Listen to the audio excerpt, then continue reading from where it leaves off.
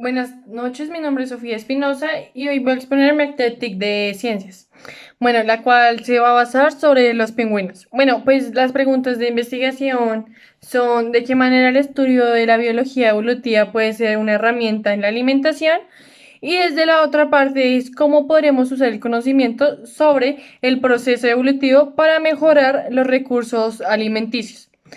Bueno, mi objetivo general recae principalmente sobre identificar las razones de los cambios de los pingüinos. Es decir, estos cambios serán positivos o negativos para los pingüinos. Es decir, esto le dará ventajas o desventajas para sobrevivir. Bueno, esto lo vamos a ir más tratando durante la exposición.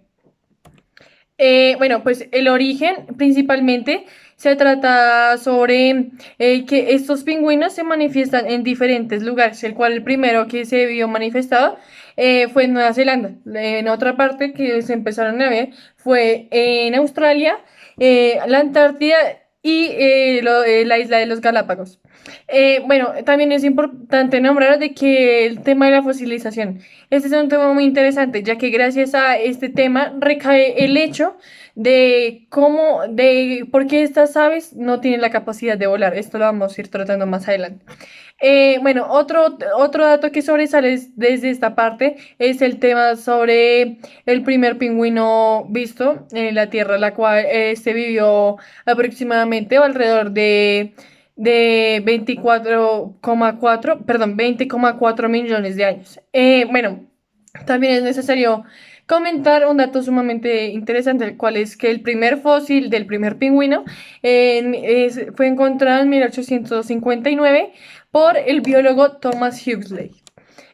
Bueno, pues principalmente la especiación de estas es la clave, principalmente su clave para la especiación, perdón, son las islas, las cuales esto dio paso o se presenta desde Charles Darwin, cuando este dio el paso hacia la isla Galápagos con todo este tema de los pinzones. Bueno, cuando hablamos de esta clave es que estos tenían una mayor estrategia, un mayor tema reproductivo al tener el método de especiación durante estas zonas. También estos se manifestaban, su especiación se manifestaba en los archipiélagos.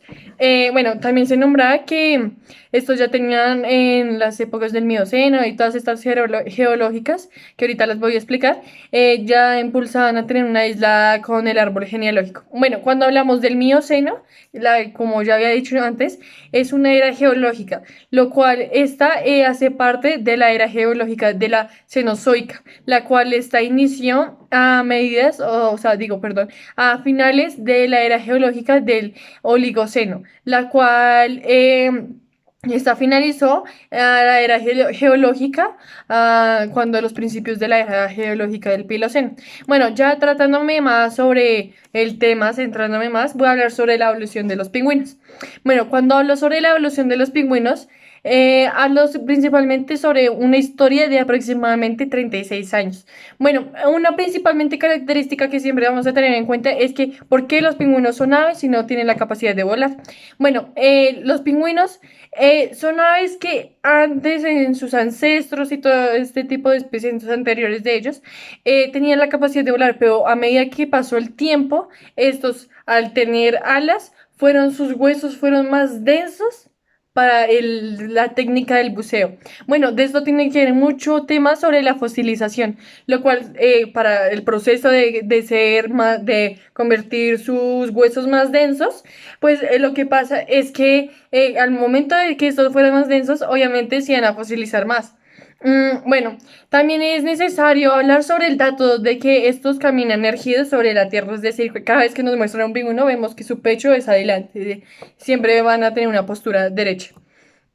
Bueno, ya basándome en un tema más que sobresale sobre el anterior, es sobre el tema de los cambios evolutivos. Bueno, cuando hablamos sobre los cambios evolutivos, hablamos principalmente del mismo tema.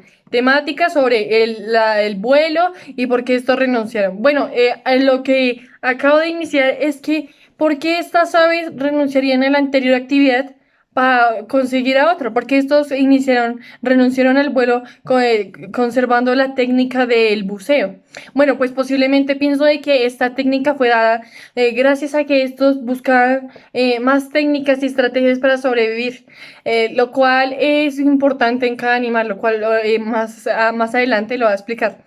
Por otra parte, pienso de que estos al renunciar a esta técnica tuvieron varios cambios, porque siempre debemos tener en cuenta el pasado, es decir, cómo estas series se veían anteriormente. Es decir, por ejemplo, hay una especie que voy a tratarla más adelante, la cual es denominada como el pingüino gigante. mm, la cual en los pingüinos que están en este momento son totalmente diferentes, lo cual sí, vienen de un ancestro común, pero tienen características diferentes, lo cual se va a explicar más adelante. Bueno, voy a explicar perdón, voy a explicar una temática, lo cual me parece muy importante, lo cual es denominada con proceso de sobrevivir.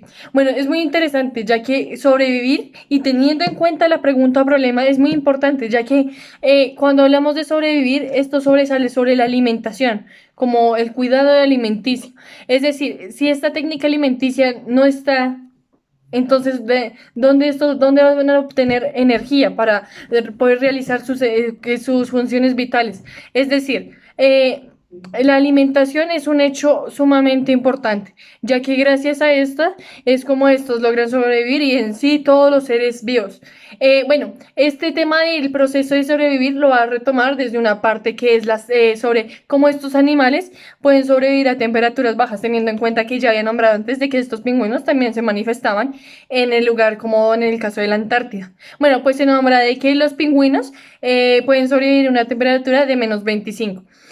Lo cual es un trabajo cooperativo, es decir, este es muy importante, al realizar un trabajo cooperativo es muy bueno, ya que al reunirse retomaban y conservaban el calor, lo cual realizaban movimientos rotatorios, lo cual hacía que lo mismo, que se conservara de una forma más ágil el calor.